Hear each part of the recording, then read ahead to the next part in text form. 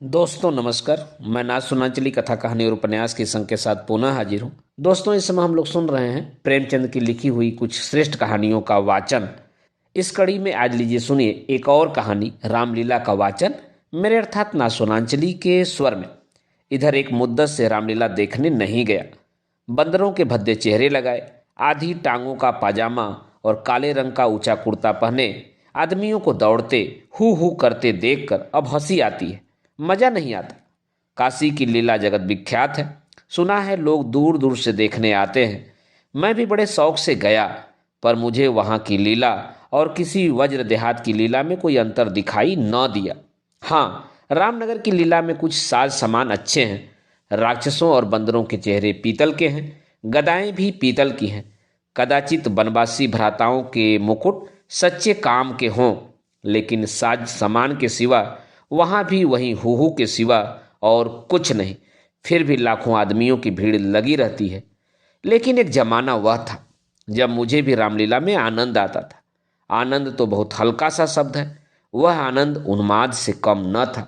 संयोगवश उन दिनों मेरे घर से बहुत थोड़ी दूर पर रामलीला का मैदान था, और जिस घर में लीला पात्रों का रूप रंग भरा जाता था वह तो मेरे घर से बिल्कुल मिला हुआ था। 2 बजे दिन से पात्रों की सजावट होने लगती थी। मैं दोपहर ही से वहां जा बैठता और जिस उत्साह से दौड़ दौड़ कर छोटे मोटे काम करता, उस उत्साह से आज अपनी पेंशन लेने भी नहीं जाता। एक कोठरी में राजकुमारी का श्रृंगार होता था। उनकी देह में राम रज पीस कर पोती जाती, मुंह पर पाउडर लगाया जाता और पाउडर के ऊपर लाल हरे नीले रंग की बुदकियां लगाई जाती थी। सारा माथा, भौहें, गाल, ठोड़ी बुदकियों से रच उठती थी। एक ही आदमी इस काम में कुशल था। वही बारी बारी से तीनों पात्रों का श्रृंगार करता था। रंग की प्यालियों में पानी लाना, रामरज पीसना, पंखा झलना मेरा काम था। जब इन तैयारियों के बाद विमान निकलता तो उस पर रामचंद्र के पीछे बैठकर मुझे जो उल्लास, जो गर्व, जो रोमांच होता था, वह अब लाट साहब के दरबार में कुर्सी पर बैठकर भी नहीं होता। एक बार जब होम मेम साहब ने व्यवस्थापक सभा में मेरे एक प्रस्ताव का अनुमोदन किया था, उस वक्त मुझे कुछ उसी तरह का उल्लास, गर्व और रोमांच हुआ था।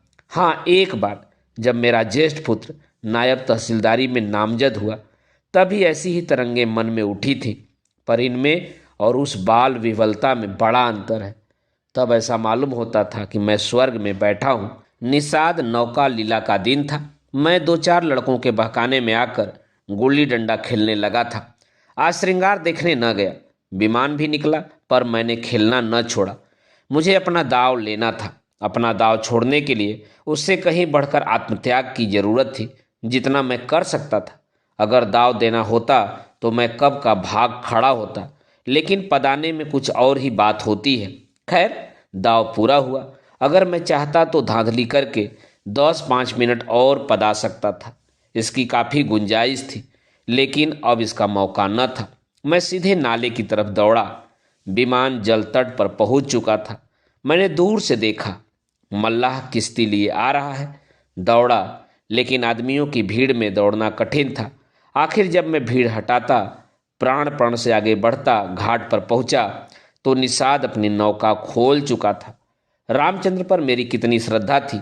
अपने पाठ की चिंता न करके उन्हें पढ़ा दिया करता था, जिससे वह फेल न हो जाए। मुझसे उम्र ज़्यादा होने पर भी वह नीची कक्षा में पढ़ते थे, लेकिन वहीं रामचंद्र नौका पर बैठे इस तरह मुंह फेरे चले जाते थे, मानो मुझसे जान पहचान ही नहीं। नकल में भी असल की कुछ न कुछ बू आ ही जाती है। भक्तों पर जिनकी निगाह सदा ही तीखी रही है, वह मुझे क्यों उबारते। मैं विकल होकर उस बछड़े की भांति कूदने लगा, जिसकी गर्दन पर पहली बार जुआ रखा गया हो। कभी लपक कर नाले की ओर जाता, कभी किसी सहायक की खोज में पीछे की तरफ दौड़ता, पर सब के सब अपनी धुन में मस्त थे। मेरी चीख पुकार किसी के कानों तक न पहुंची। तब से बड़ी बड़ी विपत्तियां झेली, पर उस समय जितना दुख हुआ उतना फिर कभी न हुआ। मैंने निश्चय किया कि अब रामचंद्र से न कभी बोलूंगा, न कभी खाने की कोई चीज ही दूंगा। लेकिन जो ही नाले को पार करके वह पुल की ओर लौटे, मैं दौड़कर विमान पर चढ़ गया और ऐसा खुश हुआ मानो कोई बात ही न हुई थी। रामलीला समाप्त हो गई थी। राजगद्दी होने वाली थी, पर न जाने क्यों देर हो रही थी। शायद चंदा कम वसूल हुआ था। रामचंद्र की इन दिनों कोई बात भी न पूछता। न घर ही जाने की छुट्टी मिलती थी, न भोज का ही प्रबंध होता था। चौधरी साहब के यहाँ से एक सीधा कोई 3 बजे दिन को मिलता था। बाकी सारे दिन कोई पानी को नहीं पूछता था। लेकिन मेरी श्रद्धा अभी तक ज्यों की त्यों थी। मेरी दृष्टि में अब भी रामचंद्र ही थे। घर पर मुझे कोई खाने की चीज मिलती, वह लेकर रामचंद्र को दे आता। उन्हें खिलाने में मुझे जितना आनंद मिलता था, उतना आप खा जाने में कभी न मिलता। कोई मिठाई या फल पाते ही मैं बेतहाशा चौपाल की ओर दौड़ता। अगर रामचंद्र वहां न मिलते तो उन्हें चारों ओर तलाश करता, और जब तक वह चीज उन्हें न खिला लेता मुझे चैन न आता था। खैर, राजगद्दी का दिन आया। रामलीला के मैदान में एक बड़ा सा सामियाना ताना गया। उसकी खूब सजावट की गई। वेश्याओं के दल भी आ पहुंचे। शाम को रामचंद्र जी की सवारी निकली और प्रत्येक द्वार पर उनकी आरती उतारी गई। श्रद्धानुसार किसी ने रुपए दिए, किसी ने पैसे। मेरे पिता पुलिस के आदमी थे, इसलिए उन्होंने बिना कुछ दिए ही आरती उतारी। उस वक्त मुझे जितनी लज्जा आई उसे बयान नहीं कर सकता। मेरे पास उस वक्त संयोग से 1 रुपया था। मेरे मामा जी दशहरे के पहले आए थे और मुझे 1 रुपया दे गए थे। उस रुपये को मैंने रख छोड़ा था। दशहरे के दिन भी उसे खर्च न कर सका। मैंने तुरंत वह रुपया लाकर आरती की थाली में डाल दिया। पिताजी मेरी ओर कुपित नेत्रों से देखकर रह गए। उन्होंने कुछ कहा तो नहीं, लेकिन मुंह ऐसा बना लिया जिससे प्रकट होता था कि मेरी इस धृष्टता से उनका रोब में बट्टा लग गया। रात के 10 बजते बजते यह परिक्रमा पूरी हुई। आरती की थाली रुपए और पैसों से भरी हुई थी। ठीक तो नहीं कह सकता, मगर अब ऐसा अनुमान होता है कि 400-500 रुपयों से कम न थे। चौधरी साहब इनसे कुछ ज़्यादा ही खर्च कर चुके थे। इन्हें इसकी बड़ी फिक्र हुई थी कि किसी तरह कम से कम 200 रुपये और वसूल हो जाएं, और इसकी सबसे अच्छी तरकीब उन्हें यही मालूम हुई कि वेश्याओं द्वारा महफिल में वसूली हो। जब लोग आकर बैठ जाएं और महफिल का रंग जम जाए तो आबादी जान रसिक जनों की कलाइयाँ पकड़ पकड़ कर ऐसे हाव भाव दिखाएं कि लोग शर्माते शर्माते भी कुछ न कुछ दे ही मरे। आबादी जान और चौधरी साहब में सलाह होने लगी। मैं संयोग से उन दोनों प्राणियों की बातें सुन रहा था। चौधरी साहब ने समझा होगा कि वह लौंडा क्या मतलब समझेगा, पर यहाँ ईश्वर की दया से अक्ल के पुतले थे। सारी दास्तान समझ में आती जाती थी। चौधरी सुनो आबादी जान, यह तुम्हारी जाति है। हमारा और तुम्हारा कोई पहला साबिका तो है नहीं। ईश्वर ने चाहा तो यहाँ हमेशा तुम्हारा आना जाना लगा रहेगा। अब की चंदा बहुत कम आया, नहीं तो मैं तुमसे इतना इसरार न करता। आबादी, आप मुझसे भी जिम्मेदारी चाले चलते हैं क्यों? मगर यहाँ हुजूर की दाल न गलेगी। वाह, रुपए तो मैं वसूल करूं और मुझे पर ताव आप दें। कमाई का अच्छा ढंग निकाला है। इस कमाई से तो आप वाकई थोड़े दिनों में राजा हो जाएंगे। उसके सामने जिम्मेदारी झक मारेगी। बस कल ही से एक चकला खोल दीजिए, खुदा की कसम माला माल हो जाइएगा। चौधरी, तुम दिल्लगी करती हो और यहाँ काफिया तंग हो रहा है। आबादी, तो आप भी तो मुझी से उस्तादी करते हैं। यहाँ आप जैसे कईयों को रोज उंगली पर नचाती हूँ। चौधरी, आखिर तुम्हारी मनसा क्या है? आबादी, जो कुछ वसूल करूं उसमें आधा मेरा आधा आपका। लाइए हाथ मारिए। चौधरी, यही सही। आबादी, अच्छा तो पहले मेरे 100 रुपये गिन लीजिए, पीछे से आप अलसेट करने लगेंगे। चौधरी, वाह, वह भी लोगी और यह भी? आबादी, अच्छा तो क्या आप समझते थे कि अपनी उजरत छोड़ दूंगी? वाह रही आपकी समझ। खूब, क्यों न हो। दीवाना बकरे दरवेश होशियार। चौधरी, तो क्या तुमने दोहरी फीस लेने को ठानी है? आबादी, अगर आपको 100 दफे गरज हो तो, वरना मेरे 100 रुपये तो कहीं गए ही नहीं। मुझे क्या कुत्ते ने काटा है जो लोगों की जेब में हाथ डालती फिरूं? चौधरी की एक न चली। आबादी के सामने दबना पड़ा। नाच शुरू हुआ। आबादी जान बला की शोक औरत थी। एक तो कमसीन, उस पर हसीन, और उसकी अदाएं तो ऐसी गजब की थीं कि मेरी तबीयत भी मस्त हुई जाती थी। आदमियों के पहचानने का गुण भी उसमें कुछ कम न था।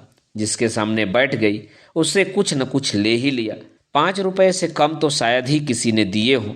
पिताजी के सामने भी वह बैठी। मैं मारे शर्म के गड़ गया। जब उसने उनकी कलाई पकड़ी तब तो मैं सहम उठा। मुझे यकीन था कि पिताजी उसका हाथ झटक देंगे और शायद दुत्कार भी दें, किंतु यह क्या हो रहा है? ईश्वर, मेरी आंखें धोखा तो नहीं खा रही हैं? पिताजी मूँछों में हंस रहे थे। ऐसी मृदु हंसी उनके चेहरे पर मैंने कभी नहीं देखी थी। उनकी आंखों से अनुराग टपका पड़ता था। उनका एक एक रोम पुलकित हो रहा था। मगर ईश्वर ने मेरी लाज रख ली। वह देखो, उन्होंने धीरे से आबादी के कोमल हाथों से अपनी कलाई छुड़ा ली। अरे, यह फिर क्या हुआ? आबादी तो उनके गले में बाहें डाल देती है। अब पिताजी उससे जरूर पीटेंगे। चुड़ैल को जरा भी शर्म नहीं। एक महाशय ने मुस्कुरा कर कहा, यहाँ तुम्हारी दाल न गलेगी आबादी जान। और दरवाजा देखो। बात तो इन महाशय ने मेरे मन की कही और बहुत ही उचित कही, लेकिन न जाने क्यों पिताजी ने उसकी ओर कुपित नेत्रों से देखा और मूछों पर ताव दिया। मुंह से तो वह कुछ न बोले, पर उनके मुख की आकृति चिल्लाकर सरोस शब्दों में कह रही थी, तू बनिया मुझे समझता क्या है? यहाँ ऐसे अवसर पर जान तक निसार करने को तैयार हूँ। रुपए की हकीकत ही क्या है? तेरा जी चाहे अजमा ले। तुझसे दूनी रकम न दे डालूं तो मुंह न दिखाऊं। महान आश्चर्य, घोर अनर्थ। अरे, जमीन तू फट क्यों नहीं जाती? आकाश तू फट क्यों नहीं पड़ता? अरे, मुझे मौत क्यों नहीं आ जाती? पिताजी जेब में हाथ डाल रहे थे। वह कोई चीज निकाली और सेठ जी को दिखाकर आबादी जान को दे डाली। आह, यह तो असरफी है। चारों ओर तालियां बजने लगी। सेठ जी उल्लू बन गए। पिताजी ने मुंह की खाई। इसका निश्चय मैं नहीं कर सकता। मैंने केवल इतना देखा कि पिताजी ने एक असरफी निकालकर आबादी जान को दी। उनकी आंखों में इस समय इतना गर्वयुक्त उल्लास था मानो उन्होंने हातिम की कब्र पर लात मारी हो। यही पिताजी हैं जिन्होंने मुझे आरती में 1 रुपया डालते देखकर मेरी ओर इस तरह से देखा था मानो मुझे फाड़ ही खाएंगे। मेरे उस परमोचित व्यवहार से उनके रोब में फर्क आता था और इस समय इस घृणित, कुत्सित और निंदित व्यापार पर गर्व और आनंद से फूले न समाते थे। आबादी जान ने एक मनोहर मुस्कान के साथ पिताजी को सलाम किया और आगे बढ़ी, मगर मुझसे वहां न बैठा गया। मारे शर्म के मेरा मस्तक झुका जाता था।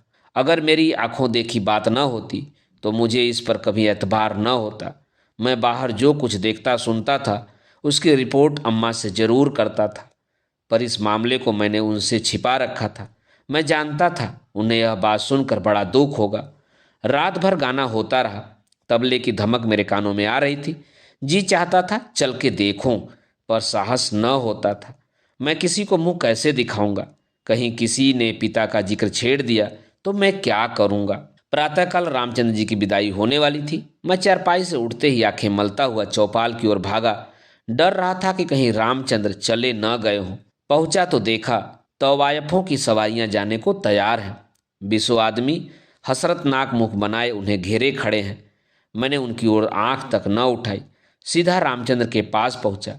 लक्ष्मण और सीता बैठे रो रहे थे और रामचंद्र खड़े कांधे पर लुटिया डोर डाले उन्हें समझा रहे थे। मेरे सिवा वहां और कोई न था। मैंने कुंठी स्वर से रामचंद्र से पूछा, क्या तुम्हारी विदाई हो गई?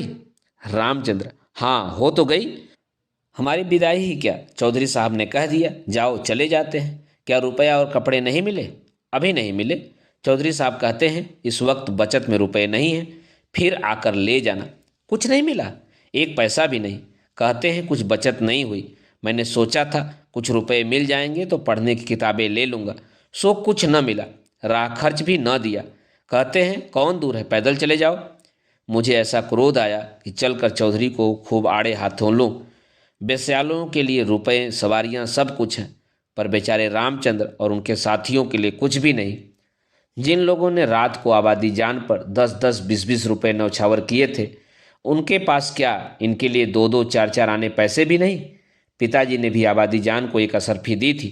देखो इनके नाम पर क्या देते हैं। मैं दौड़ा हुआ पिताजी के पास गया। वह कहीं तप 30 पर जाने को तैयार खड़े थे। मुझे देखकर बोले, कहाँ घूम रहे हो? पढ़ने के वक्त तुम्हें घूमने की सूझती है? मैंने कहा, गया था चौपाल। रामचंद्र विदा हो रहे हैं, उन्हें चौधरी साहब ने कुछ नहीं दिया, तो तुम्हें इसकी क्या फिक्र पड़ी है? वह जाएंगे कैसे? पास राह खर्च भी तो नहीं है। क्या कुछ खर्च भी नहीं दिया? यह चौधरी साहब की बेइंसाफी है।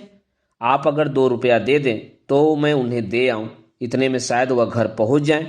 पिताजी ने तीव्र दृष्टि से देखकर कहा, जाओ अपनी किताब देखो, मेरे पास रुपए नहीं हैं। यह कहकर वह घोड़े पर सवार हो गए। उसी दिन से पिताजी पर मेरी श्रद्धा उठ गई। मैंने फिर कभी उनकी डांट डपट की परवाह नहीं की। मेरा दिल कहता, आपको मुझको उपदेश देने का कोई अधिकार नहीं है। मुझे उनकी सूरत से चीड़ हो गई। वह जो कहते मैं ठीक उसका उल्टा करता। यद्यपि इसमें मेरी हानि हुई, लेकिन मेरा अंतःकरण उस समय विप्लवकारी विचारों से भरा हुआ था। मेरे पास 2 आने पैसे पड़े हुए थे।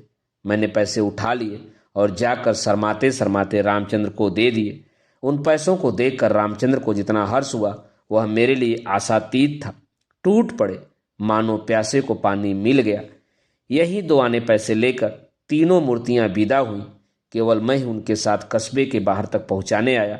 उन्हें विदा करके लौटा तो मेरी आंखें सजल थीं, पर हृदय आनंद से उमड़ा हुआ था। दोस्तों, अभी आप सुन रहे थे मुंशी प्रेमचंद की लिखी कहानी रामलीला का वाचन मेरे अर्थात ना सुनांचली के स्वर में। दोस्तों, और भी किस्से कहानी और उपन्यास को सुनने के लिए आप मेरे साथ जुड़े रहें। धन्यवाद। नमस्कार।